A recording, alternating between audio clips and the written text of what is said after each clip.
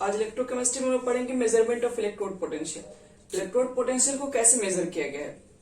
तो electrode potential के बारे में हम लोग कल बात कर चुके हैं।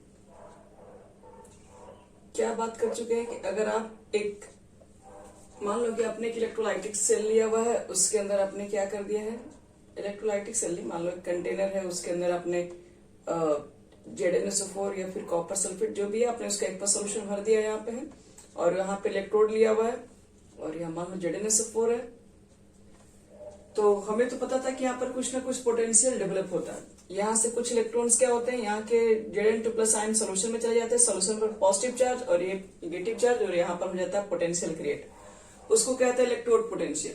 अब इस इलेक्ट्रोड पोटेंशियल को कैसे मेजर किया जाए, तो मेजर करने का कोई जरिया हमारे पास नहीं है, क्योंकि ये तो कोई कंप्लीट सर्किट नहीं है कि वहां पे हम लोग इलेक्ट्रिक करंट को मेजर करें कितना आ रहा है, वोल्टेज को मेजर करें। तो कभी भी एक सिंगल इलेक्ट्रोड का इलेक्ट्रोड पोटेंशियल नहीं बताया जा सकता है। तो हम लोग क्या करते हैं, फिर हम लोग एक और लेके आते हैं कंटेनर,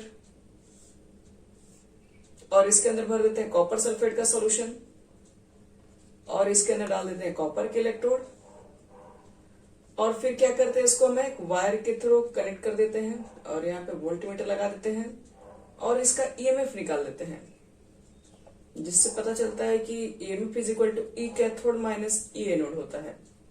कैथोड का मतलब कैथोड प्रोडक्शन होता है, रिडक्शन किसका होता है, कॉपर का होता है, जिंक का होता है ऑक्सीडेशन, लेकिन लिखते हैं कौन सा वैल्यू, रिडक्शन वैल्यू भी लिखते हैं, यहाँ पर भी है। तो कुछ इस तरीके से हम लोग काम कर रहे होते हैं इस फॉर्मूला को लेकर। लेकिन मान लो कि हम लोग यहां से EMF को भी कैलकुलेट कर ले, तो कुछ वैल्यू, मान लो कि इसके कुछ वैल्यू अगर निकल के आ गया, मान लो 1.10 आ गया सपोज, तो इसमें कॉपर का कितना इलेक्ट्रोड पोटेंशियल है और जिंक का कितना इलेक्ट्रोड पोटेंशियल है, ये कैसे हम लोग मालूम करें। हम तो सिर्फ क्या किए, हम तो इससे मान लो दोनों को कनेक्ट करके यहाँ होने वाले दोनों के बीच का जो डिफरेंस है वो मालूम कर ले रहे हैं, क्योंकि इस डिफरेंस की वजह से ही तो यहाँ पर इलेक्ट्रॉन फ्लो हो रहा है। तो उस डिफरेंस की वजह से इलेक्ट्रॉन कितना फ्लो हो रहा है, ये सब चीजें हम लोग वोल्ट के द्वारा कनेक्ट कर सकते हैं, इसका डिफरेंस निकाल सकते हैं। लेकिन इसमें कॉपर का जिंक का कितना डिफरेंस आया है, मतलब इतना तो आया, लेकिन कितना है इसमें कॉपर का कितना था इलेक्ट्रोड पोटेंशियल, जिंक का कितना था, तो ये चीजें एग्जैक्ट प्रिडिक्ट करना पॉसिबल नहीं होता है। तो इसलिए याद रखना पहली बात, इलेक्ट्रोड पोटेंशियल जब आप निकालने जा रहे हैं किसी भी सिंगल इलेक्ट्रोड का, सिर्फ जिंक का निकालना, सिर्फ कॉपर का निकालना, वैल्यू यहाँ पे पुट करना है, तो ये चीजें मेजरमेंट करने का कोई जरिया ही नहीं है। तो एक लाइन पहले लिखते हैं, याद रखना इसमें हम लोग सिर्फ क्या करते हैं, उसके डिफरेंस को कैलकुलेट कर पाते हैं। इलेक्ट्रोड पोटेंशियल, एक सिंगल इलेक्ट्रोड पोटेंशियल के लिए कोई सेटअप नहीं होता है, कोई सर्किट नहीं होता है, तो उसको हम लोग कैसे मेजर करें, इसमें कितना वोल्ट क्रिएट हो रहा है। देखो, we cannot calculate the electrode potential, the electrode potential of a single electrode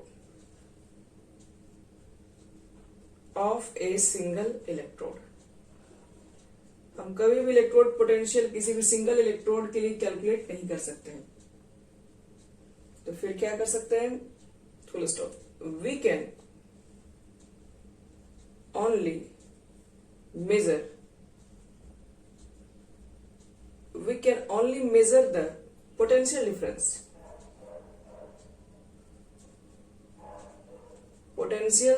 difference between two electrode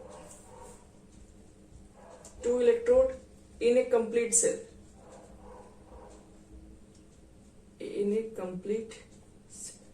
हम लोग क्या मालूम कर सकते हैं, सिर्फ उसके बीच के पोटेंशियल डिफरेंस जो कि कंप्लीट सेल बना होगा तब, यही होता है इसमें। तो फिर हम लोग कैसे कम करें इलेक्ट्रोड पोटेंशियल, तो हम लोग इसका निकाल नहीं सकते, इसका निकाल नहीं सकते हैं, तो फिर दोनों किसी पर बीच का डिफरेंस निकालते हैं। तो इसका इलेक्ट्रोड पोटेंशियल मालूम करना होगा, इसका मालूम करना होगा, तो कैसे मालूम करें। कल तो हम लोग जो न्यूमेरिकल्स बना रहे थे EMF को कैलकुलेट करने के लिए, उसमें यहाँ पर भी वैल्यू पुट कर रहे थे, यहाँ पर भी वैल्यू पुट कर रहे थे, वो चीजें कैसे निकली फिर। तो उसी को बताते हैं कि इलेक्ट्रोड पोटेंशियल जो हम लोग जो सिंगल इलेक्ट्रोड के लिए निकाला जाता है, उसको कैसे निकाला गया, कैसे मेजर किया गया। पहले तो बात तो तुमको ये बता दिया कि सिंगल इलेक्ट्रोड का इलेक्ट्रोड पोटेंशियल कभी निकाला ही नहीं जा सकता है, क्योंकि वहां पर कोई सर्किट नहीं है, कोई कंप्लीट सर्किट नहीं है कि हम लोग इलेक्ट्रोड पोटेंशियल उसका मेजर करें। तो फिर देखो क्या किया, फिर क्या होगा, साइंटिस्ट लोगों ने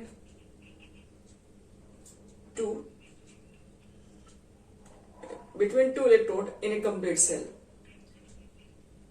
between two electrode in a complete cell। अब देखो इलेक्ट्रोड पोटेंशियल को मेजर करने का बात आया तो सिंगल इलेक्ट्रोड को नहीं मेजर कर सकते। फिर हम लोग क्या करें, तो यहां देखिए हम लोग ने साइंटिस्ट लोगों ने बहुत सारा जुगाड़ भी किया हुआ है। उन्होंने क्या किया, स्टैंडर्ड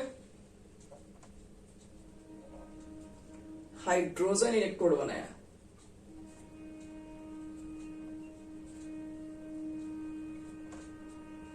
स्टैंडर्ड हाइड्रोजन इलेक्ट्रोड। और चेक करते ही आपका स्टैंडर्ड हाइड्रोजन इलेक्ट्रोड होता क्या है। देखो बहुत सारे साइंटिस्ट लोग मिलकर के मालूम किए कि जब सिंगल इलेक्ट्रोड का पोटेंशियल जब बना ही नहीं सकते हैं तो कुछ ना कुछ तो करना ही होगा, क्योंकि अगर इलेक्ट्रोड पोटेंशियल नहीं मेजर हो पाएगा सिंगल इलेक्ट्रोड का तो बहुत सारी चीजें हम लोग को समझ में नहीं आएगा। तो बहुत सारी बातों को एक्सप्लेन करने के लिए देखिए क्या किया गया, कुछ सेटअप तैयार किया गया। एक सेटअप, एक कंटेनर लिया गया, इस कंटेनर के अंदर क्या किया गया, सल्फ्यूरिक एसिड भर दिया गया। सल्फ्यूरिक एसिड बोल सकते हो या फिर बोल सकते हो स्ट्रॉन्ग एसिड कोई भर दिया गया, जो कि H+ आयन पूरी तरीके से कंटेन करता है। और उसके बाद उसका 1 मोलर कॉन्सेंट्रेशन लिया गया। जो H+ आयन यानी कि जो एसिड डाला गया वो 1 मोलर कॉन्सेंट्रेशन है। अब इसके बाद हम लोग यहाँ पर क्या करते हैं, एक सेटअप बना रहे हैं।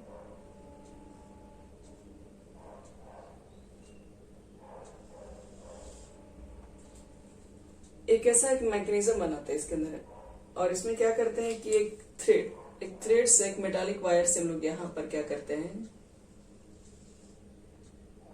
इसमें एक प्लेटिनम का प्लेट रहता है उसको बांध देते हैं यहाँ पे,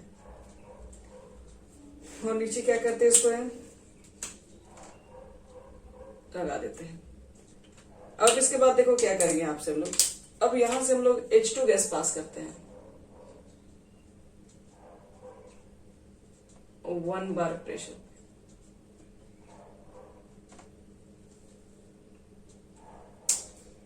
चलो यही कुल मिला के सेटअप तैयार किया गया था। इसमें बताया गया था कि एक ले लिया गया कंटेनर जिसके अंदर 1 मोलर कॉन्सेंट्रेशन था सल्फ्यूरिक एसिड का कॉन्सेंट्रेशन था, और उसके बाद हम लोग क्या कहते हैं कि एक मैकेनिज्म बनाते जिसके थ्रू H2 गैस पास कर रहे थे इसके अंदर, और ये डाल रहे थे यहाँ पर प्लैटिनम, जो आपके पास इलेक्ट्रोड होता है। प्लैटिनम तो खैर इलेक्ट्रोड नहीं है, प्लैटिनम का यहाँ पर क्या है, एक छोटा सा प्लेट है, और जिसको हम लोग क्या किया, एक वायर के थ्रू इसको कनेक्ट किए हुए रहते हैं। अब देखो होता क्या है इसमें, जैसे ही H2 गैस यहाँ पर पास होता है तो अब मुझे मालूम करना है कि इसका इलेक्ट्रोड पोटेंशियल कितना होगा H2 का। तो हाइड्रोजन का इलेक्ट्रोड पोटेंशियल निकालना है, तो अब ये भी तो सिंगल इलेक्ट्रोड ही है, अब इसको कैसे हम लोग बोलेंगे, तो इस सिंगल इलेक्ट्रोड का तो इलेक्ट्रोड पोटेंशियल निकाला ही नहीं जा सकता है। तो ये बात तो सबको मालूम है, नहीं निकाला जा सकता है, इसलिए लोगों ने क्या किया कि इसके इलेक्ट्रोड पोटेंशियल को कुछ मान लिया, और उसको मानने के बाद बाकी सब कुछ इसी के टर्म में क्या किया, दूसरे को निकालना स्टार्ट कर दिए। जैसे एटॉमिक मास में क्या किया गया था, एटॉमिक मास कैसे बनाया गया था, कार्बन का मास कितना है किसी को नहीं मालूम था, उसी को लेके बाकी उसी को हम लोग वेट लेके कंपेयर कर करके दूसरे एटम का भी मास निकालने लगे। तो यहाँ पर भी सेम ही चीज होता है, इलेक्ट्रोड पोटेंशियल इसका कितना है किसी को नहीं मालूम है, हमको नहीं मालूम है, आपको नहीं मालूम है, पूरी दुनिया में बात किसी को भी नहीं मालूम है। तो एक काम करते हैं, क्यों ना इसको मान ही लेते हैं। तो देखो इसको क्या माना गया, क्योंकि H2 अगर मान लो कि इसके अंदर पास कर रहे हैं, तो पास करने के बाद हो सकता है या तो उसका ऑक्सीडेशन होगा या तो उसका रिडक्शन होगा। प्लैटिनम सरफेस पे H2 गैस का एब्जॉर्ब होता है, तब जाके रिएक्शन कर रहा होता है दोनों। तो अगर मान लो कि आप ये सेटअप को अगर कैथोड पर लगा दें, मान लो ये पूरा सेटअप, इसका इलेक्ट्रोड पोटेंशियल को 0 एज्यूम कर लिया गया है, याद रखना, चाहे वो कैथोड पर लगाओ चाहे एनोड पे लगाओ। तो अगर मान लो इसका कैथोड के जगह पर रख के इसका काम करोगे, तो कैथोड पर क्या होता है, रिडक्शन के थ्रू क्या होता है, H+ जो एक्वस सॉल्यूशन में जो प्रेजेंट होगा वो एक इलेक्ट्रॉन को गेन करके H2 में कन्वर्ट करेगा, लेकिन H2 में तो एक इलेक्ट्रॉन से नहीं आएगा, 2H प्लस 2 इलेक्ट्रॉन लेके H2 में क्या कर लेगा, गेन कर लेगा। नहीं तो ऐसा भी लिख सकते हो, H प्लस क्या कर दिया, एक इलेक्ट्रॉन गेन करके H2 में कन्वर्ट हो गया, यहाँ पर 1/2 लगा दीजिए, एक हाइड्रोजन हो जाएगा। तो यहाँ पर E नॉट सेल कितना आएगा, इसका इलेक्ट्रोड पोटेंशियल कितना होगा, इलेक्ट्रोड पोटेंशियल सिर्फ लिख रहे हैं, इसके फॉर्म में यूज रिडक्शन में यूज किए, यानी H प्लस से H2 होने में 0 वोल्ट लिख देंगे। ये अपने मन से एज्यूम किया गया हुआ है। अगर मान लो कि ये सेटअप को अगर हम एनोड पे लगा दें, कैथोड पे लगाएंगे तो ये रिएक्शन लिखेंगे। एनोड पर होता है ऑक्सीडेशन, ऑक्सीडेशन में इलेक्ट्रॉन को लूज किया जाता है, यानी कि H2 इस बार क्या करेगा, H2 H प्लस में कन्वर्ट होगा और एक इलेक्ट्रॉन को लूज करेगा। यहाँ पर 1/2 H लगा दो। इसका कितना होगा इलेक्ट्रोड पोटेंशियल, ये भी बात किसी को नहीं पता है, तो हम लोग क्या करेंगे, 0 मान लेंगे फिर से। तो इस तरीके से इलेक्ट्रोड पोटेंशियल्स को मान लिया गया है 0। ध्यान रखना, ये सब चीजें कोई प्रूफ नहीं किया है, तो इसको बस एज्यूम किया गया है। तो चलो इसके बारे में एक लाइन लिख लेते हैं। इन सी मतलब स्टैंडर्ड हाइड्रोजन इलेक्ट्रोड, यहाँ पे शॉर्ट में इसको SHE भी लिख सकते हो। इन C, H2 gas bubble, H2 gas bubble through 1 molar H plus 1 molar H plus aqueous solution at 1 bar pressure. At 1 bar pressure,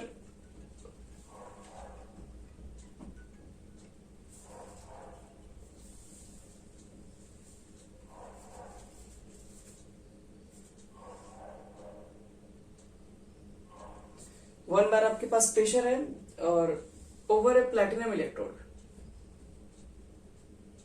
over a platinum electrode, platinum electrode के ऊपर भी काम कर रहे हैं। तो फाइनली क्या लिख दिया गया, the electrode potential of C assume to be 0, यहां लिख देना, द इलेक्ट्रोड पोटेंशियल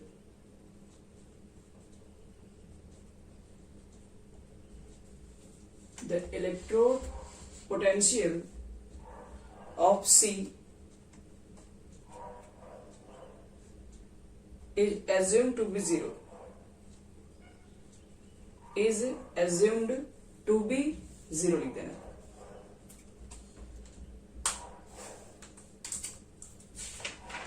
तो ये हमारा था आपके पास,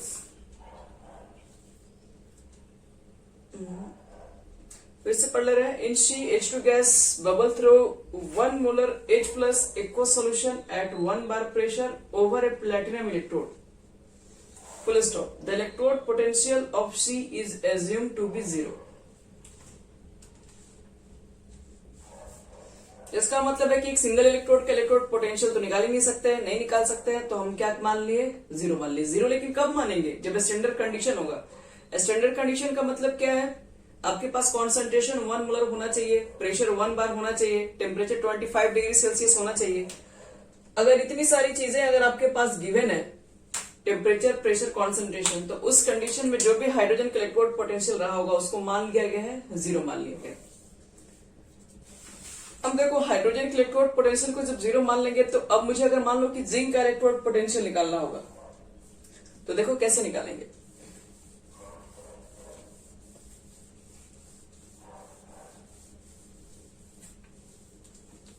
यानी कि हमको क्या करना है, to calculate the electrode potential of a given electrode, to calculate the electrode potential, to calculate the electrode potential of a given electrode, of a given electrode, that electrode is combined with, that electrode is combined with C, इसको combine कर दो C के साथ, and it's EMF measured.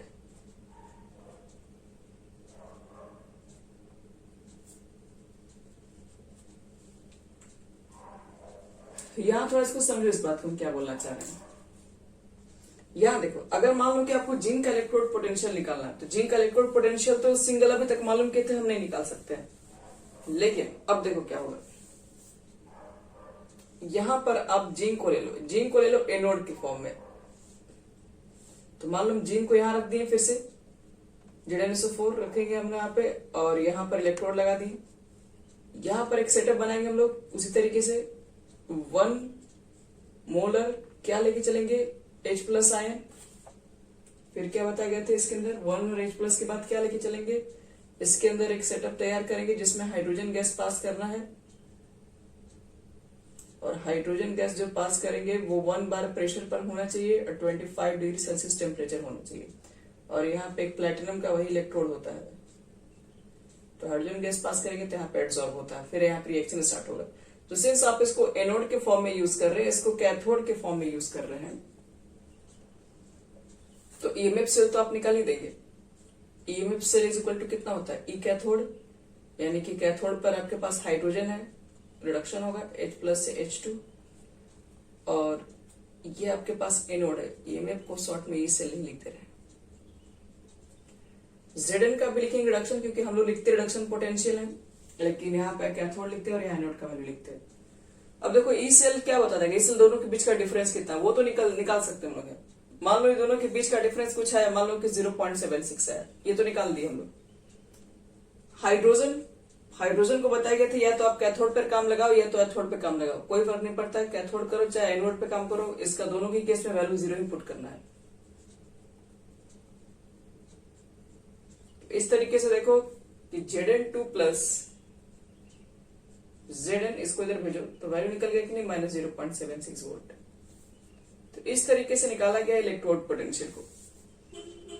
Electrode potential मान लो किसी भी metals का निकालना है, तो उसके लिए क्या करना पड़ता है, उसके लिए आपको जिसका निकालना है, जैसे मान लो कि आपको जिंक का निकालना था, क्या ये जिंक आप जो बता रहे हैं वो क्या रिडक्शन पोटेंशियल है, आप इसको ऑक्सीडेशन पोटेंशियल भी निकाल सकते हैं, लेकिन ऑक्सीडेशन पोटेंशियल के लिए क्या करना पड़ेगा, ऑक्सीडेशन के लिए इसको यहां रखना पड़ेगा, क्योंकि अभी जो हम लोग बताया वो रिडक्शन पोटेंशियल है।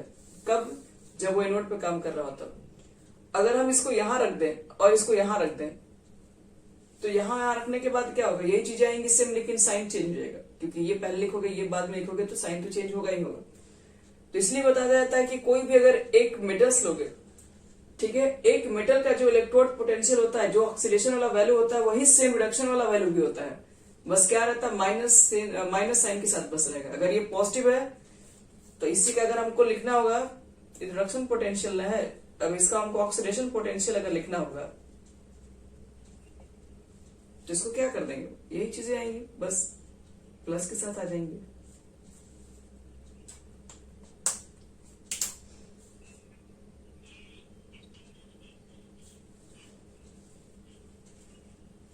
मान लो ये तो निकाल सकते हैं ना दोनों के बीच का डिफरेंस, ये तो क्वेश्चन में क्लियर कर ही देगा ना, वो तो मेजर किया जा सकता है दोनों के बीच का डिफरेंस। इसी तरीके से क्या किया बच्चे लोग, आगे सारे एलिमेंट्स का निकालते गए हम लोग हैं, सबका निकाल के फिर क्या किए, स्टार्ट कर दिए सब एलिमेंट को। जैसे मान लो कि जिंक का निकल गया, कॉपर का निकाले, आयरन का निकाले, मैग्नीशियम का निकाले, सोडियम का निकाले, ऐसे करते करते सारे एलिमेंट का निकाले, सबका कुछ ना कुछ वैल्यू आया। उसके बाद सारे वैल्यू को पुट कर दिए, एक लाइन से अरेंज कर दिए, उसी को बोलते हैं अब इलेक्ट्रोकेमिकल सीरीज।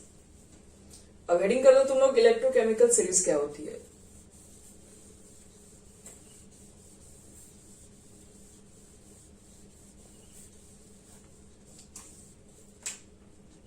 हेडिंग लिखो बच्चे लोग, इलेक्ट्रोकेमिकल सीरीज लिखिए तो, when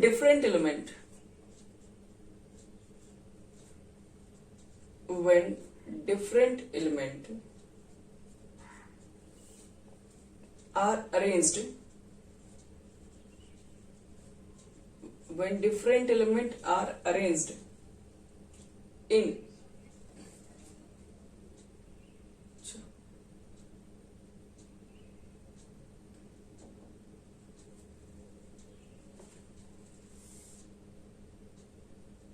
when different elements are arranged in increasing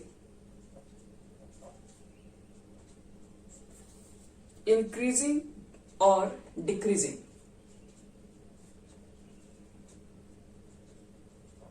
When different elements are arranged in increasing or decreasing order of their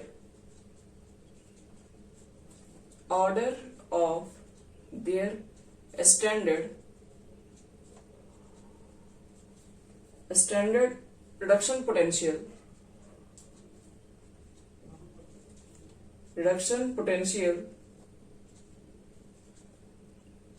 comma एक reduction potential value लिख दो, value comma a series is obtained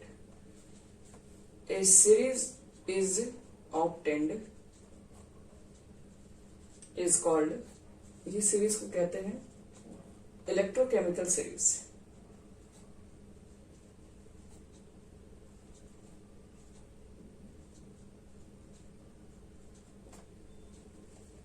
बस इतना ही है।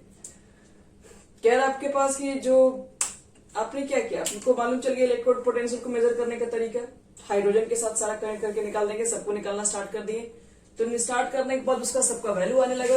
अब सबका वैल्यू आएगा तो उसको क्या करोगे, अरेंज कर दिए। किस हिसाब से अरेंज किए, यहाँ पर ये इंक्रीजिंग ऑर्डर करो चाहे डिक्रीजिंग ऑर्डर करो, उसके स्टैंडर्ड रिडक्शन पोटेंशियल के बेसिस पे सारे एलिमेंट को हम निकाल के क्या किए, एक सीरीज बना दिए। और वही सीरीज क्या किया गया, उसी सीरीज को बोलते हैं इलेक्ट्रोकेमिकल सीरीज कहा गया। इलेक्ट्रोकेमिकल सीरीज को अगर देखना है तो देखो ये इस तरह का सीरीज होता है। यहाँ पर देखो यही इलेक्ट्रोकेमिकल सीरीज, बड़ा सीरीज दिख रहा होगा तुम लोग को, यही हमारा होता है इलेक्ट्रोकेमिकल सीरीज।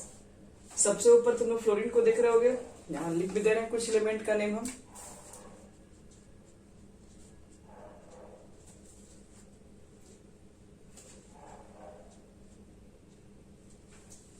इलेक्ट्रोड रिएक्शन लिख दो और इसका ई नॉट लिख दो, इधर वैल्यू कितना है। रिडक्शन पोटेंशियल है, ध्यान रखना F2 को 2 इलेक्ट्रॉन ने लेके कन्वर्ट हो गया F- में, और इसका रिडक्शन पोटेंशियल का वैल्यू कितना दिया हुआ है, तो प्लस 2.87 वोल्ट।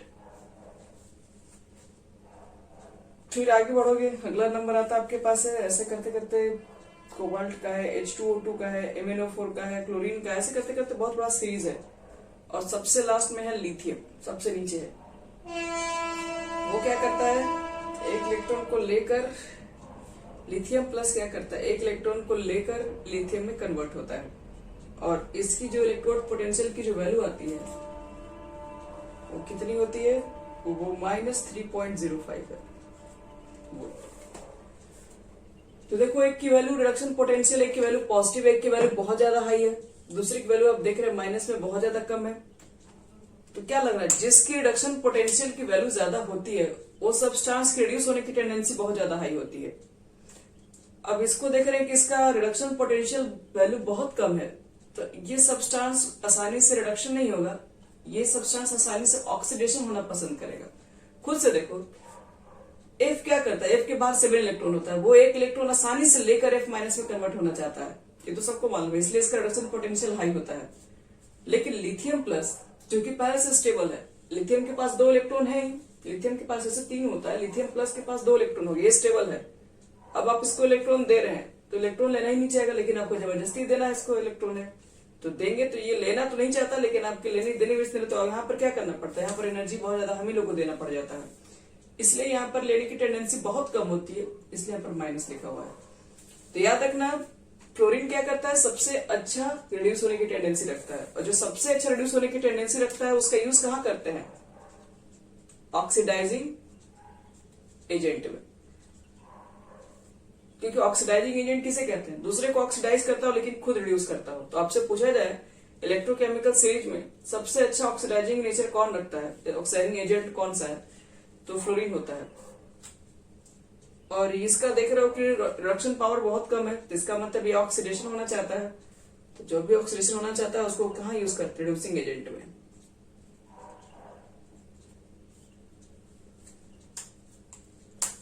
तो ये था आपके पास इलेक्ट्रोकेमिकल सीरीज। अब देखो इसकी एप्लीकेशन के बाद ये पूरा हो जाता है complete.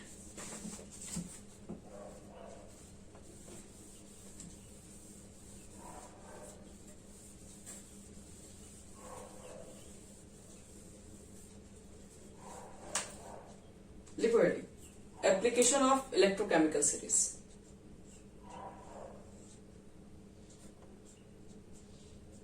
Application of electrochemical series.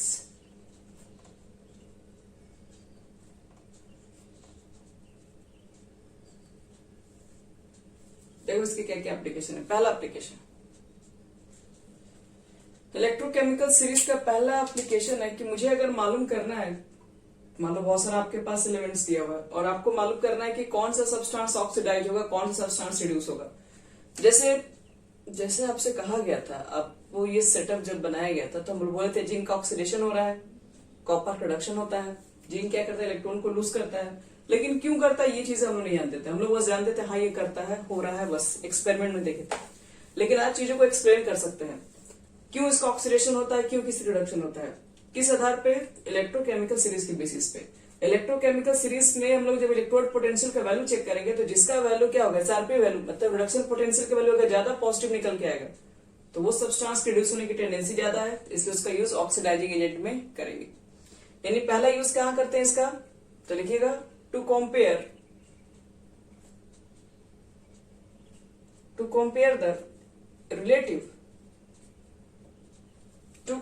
the relative oxidizing and reducing power. Relative oxidizing and reducing power। पहला तो ये जिसका कंपेयर करने में कि कौन सब्सटेंस ऑक्सीडाइज करेगा, कौन सब्सटेंस रिड्यूस करेगा, इसमें यूज किया जाता है। तो ये चीज तो हम मालूम कर लेंगे ना। याद रखना कि सबसे स्ट्रॉन्गेस्ट जो एसआरपी वैल्यू होती है वो फ्लोरीन की होती है, इसलिए फ्लोरीन जो होता है एक अच्छा ऑक्सीडाइजिंग एजेंट रखता है। और सबसे कम होता है आपके पास लिथियम का, तो लिथियम एक अच्छा रिड्यूसिंग एजेंट होता है।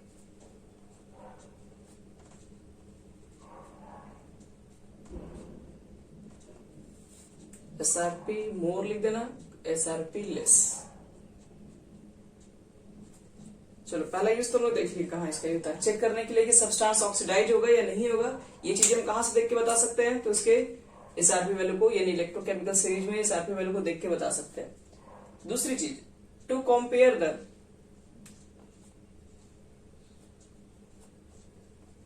Compare the relative activity of metal. Relative activity of metal. मुझे मालूम करना है कि हमारे पास जो मेटल्स है, किस मेटल का रिएक्टिविटी बहुत ज्यादा है, एक्टिविटी बहुत ज्यादा हाई है। तो किसकी बेसिस पे करेंगे? इलेक्ट्रोकेमिकल सीरीज देख लेंगे। इलेक्ट्रोकेमिकल सीरीज मान लो हम लोग देखें, उसमें बहुत सारे मेटल्स लिखे हुए हैं और मेटल का लिखा हुआ रिडक्शन पोटेंशियल लिखा हुआ है बगल में। तो रिडक्शन पोटेंशियल का मतलब क्या होता है? इलेक्ट्रॉन को गेन करने की टेंडेंसी। तो जिसको जितनी ही इलेक्ट्रॉन को, अगर वो बच्चे मेटल्स होगा तो मेटल तो इलेक्ट्रॉन को गेन करने की टेंडेंसी बहुत कम रखेगा, क्योंकि वो तो हमेशा चाहे इलेक्ट्रॉन को लूज करें। तो हम लोग देखेंगे जिसकी इलेक्ट्रॉन गेन करने की टेंडेंसी सबसे कम होगा वो एक अच्छा मेटल्स माना जाएगा। तो जैसे मान लो एग्जांपल अगर हम देखते हैं, जैसे मान लो मेरे पास मैग्नीशियम है, जिंक है, आयरन है, कॉपर है, सिल्वर है, और हमको क्या करना है? इसके रिएक्टिविटी ऑर्डर पे इसको अरेंज करना है। तो आपको ऐसा भी याद होगा, आपको 10th क्लास में पढ़े होंगे कि इसको रिएक्टिविटी से सबसे हाईली रिएक्टिव कौन माना जाएगा? Magnesium, zinc, iron, copper, silver, सबसे फर्स्ट कौन सा आएगा? मैग्नीशियम आता है, जिंक आएगा, आयरन आएगा, कॉपर कम है, एजी सबसे कम है। मतलब इसका क्या हो गया? ये हम किसके बेसिस पे बता रहे हैं? ये हम बता रहे हैं इसके अंदर रिएक्टिविटी के बेसिस पे कौन ज्यादा रिएक्टिव होगा। और रिएक्टिविटी कैसे चेक की हम लोग, जिसके अंदर लेस एसआरपी रहेगा, जितना कम एसआरपी वैल्यू रहेगा वो सब्सटेंस को इलेक्ट्रॉन लेने की टेंडेंसी कम है तो वो एक अच्छा मेटल्स माना जाता है, क्योंकि मेटल्स इलेक्ट्रॉन लेंगे नहीं। चलो दूसरा यूज बता दिए कि एक्टिविटी ऑफ मेटल्स को चेक करने में यूज किया है, जिसका एसआरपी वैल्यू सबसे कम होगा वो एक अच्छा रिएक्टिव मेटल्स माना जाता है। आप देख सकते हो उस टेबल में, बुक में सबके पास टेबल होगा, टेबल्स होगा आपके पास, उस टेबल में आप देखोगे तो खुद समझ में आ जाएगा जिसकी एसआरपी वैल्यू कम होगी उसको हम एक अच्छा मेटल्स के फॉर्म में यूज करेंगे। चलो नेक्स्ट देखो, नेक्स्ट नंबर आप थर्ड, कहा इसका यूज करेंगे, to predict whether a metal react with acid to form H2 gas. To predict whether acid react with metals. बताओ तो एसिड जब मेटल्स रिएक्ट करता है तो क्या बनाता है।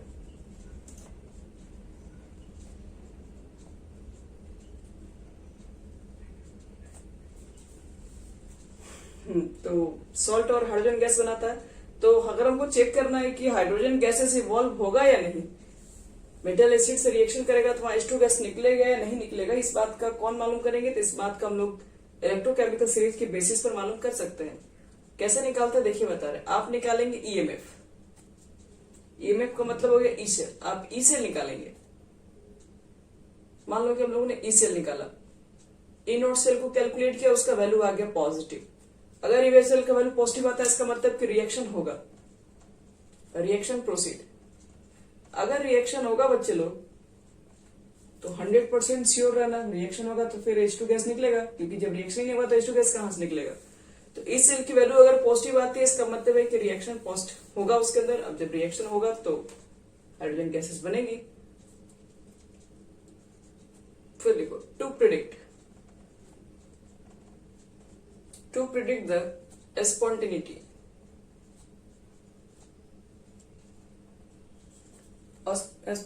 of a redox reaction। अगर हमको चेक करना है कि आपका एक रिएक्शन स्पॉन्टेनियस है या नहीं है, वो भी चेक कर सकते हैं। किससे चेक कर सकते हैं, तो वही ई सेल से चेक कर सकते हैं। जैसे फॉर स्पॉन्टेनियस, अगर आपके पास स्पॉन्टेनियस प्रोसेस है तो आप ई सेल की वैल्यू आती है पॉजिटिव, याद रखना। अगर आपके पास नॉन स्पॉन्टेनियस है तो वहां पर ई सेल की जो वैल्यू होती है वो निगेटिव आती है। मतलब एक रिएक्शन स्पॉन्टेनियस है या नहीं है, खुद से स्टार्ट होगा कि नहीं, वो सब डिपेंड करता है ई सेल के ऊपर। ई सेल का वैल्यू पॉजिटिव तो रिएक्शन अब खुद से होगा, ई सेल की वैल्यू पॉजिटिव नहीं है तो रिएक्शन नॉन स्पॉन्टेनियस होगा। तो बस कुछ इतना ही है।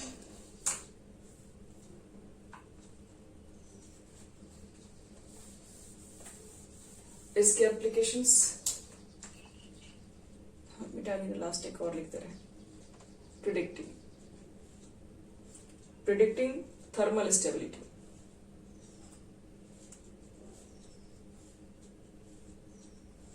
Of metal oxide.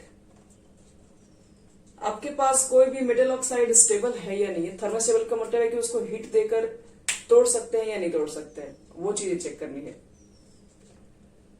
तो वो चीजें हम कैसे मालूम करते हैं, तो चेक करते हैं कि greater the oxidation potential of a metal या फिर lesser reduction potential, more easily it can lose electron, और ग्रेटर इलेक्ट्रोपॉजिटिव कैरेक्टर, और ये ज्यादा स्टेबल माना जाता है।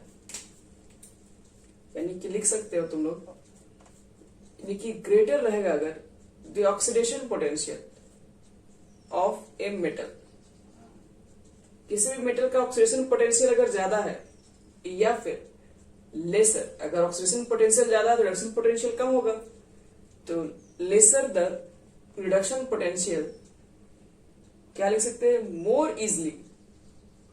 अगर ऑक्सीडेशन बच्चे ज्यादा है तो वो इलेक्ट्रॉन को क्या लूज आसानी से कर सकता है, तो मोर easily it can lose electron, that is greater electropositive character. electropositive character and hence more stable. More stable its oxide. बस इतना लिख दीजिए आप लोग।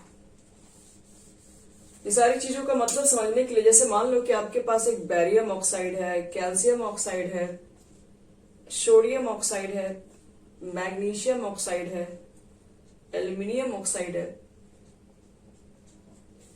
Predict thermal stability of metal oxide. देखो बच्चे लोग, ये सब जितने आपको मेटल्स बताए हैं ये सब ज्यादा इलेक्ट्रोपॉजिटिव नेचर्स के होते हैं। ज्यादा इलेक्ट्रोपॉजिटिव नेचर्स के होंगे तो उनकी क्या बोल रहे हैं, बेसिक ऑक्साइड जो होगी वो काफी ज्यादा स्टेबल होगी। लेकिन अगर वही यहाँ वाला जो मेटल्स है, अगर मेटल आपके पास लेस इलेक्ट्रोपॉजिटिव होगी, जैसे कि आप देखेंगे कि Ag2 silver oxide, HgU mercuric oxide, ये सब जो आपके पास ऑक्साइड होंगे ये लेस स्टेबल्स होते हैं। इसको हीट करोगे तो ये आसानी से डिकम्पोज हो जाते हैं, मतलब आसानी से यहाँ से आसानी को हम लोग ऑक्सीजन गैसेस बाहर निकाल सकते हैं। लेकिन इनके साथ आप ऑक्सीजन गैसेस चाहेंगे हीट करके बाहर निकाल दे तो वो पॉसिबल नहीं है। तो इसलिए मुझे ये भी मालूम चल सकता है ग्रेटर।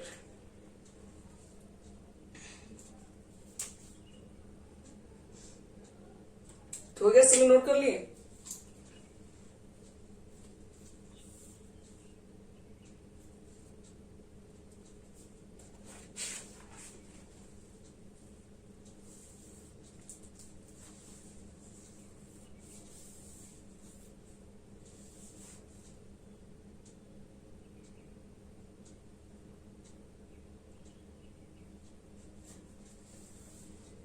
नहीं हो गया पूरा।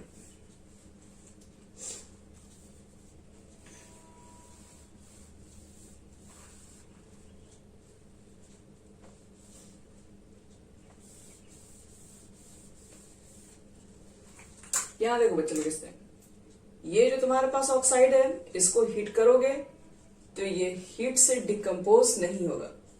लेकिन वही कह रहा है कि अगर मान लो सिल्वर ऑक्साइड है, इसको हीट करोगे तो यहां से ये ब्रेक होना स्टार्ट हो जाएगा। तो किसकी ऑक्साइड ज्यादा स्टेबल है ये बात का पता कैसे लगाएंगे, तो उसकी ऑक्सीडेशन पोटेंशियल के बेसिस पे, जिसकी ज्यादा ऑक्सीडेशन पोटेंशियल होंगे तो उसका पॉजिटिव कैरेक्टर ज्यादा होगा। जिसका पॉजिटिव कैरेक्टर ज्यादा होगा वो ऑक्सीजन के साथ ज्यादा टाइटली एकदम होल्ड होगा। अगर आप उसको हीट करेंगे तो जल्दी ब्रेक नहीं होगा।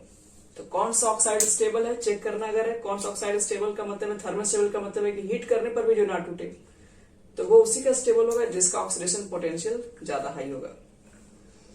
तो ये आपके पास थे इलेक्ट्रोकेमिकल सीरीज के एप्लीकेशंस, कहाँ कहाँ इसके यूज होते हैं, वो हो गया पूरा कंप्लीट हम लोग का।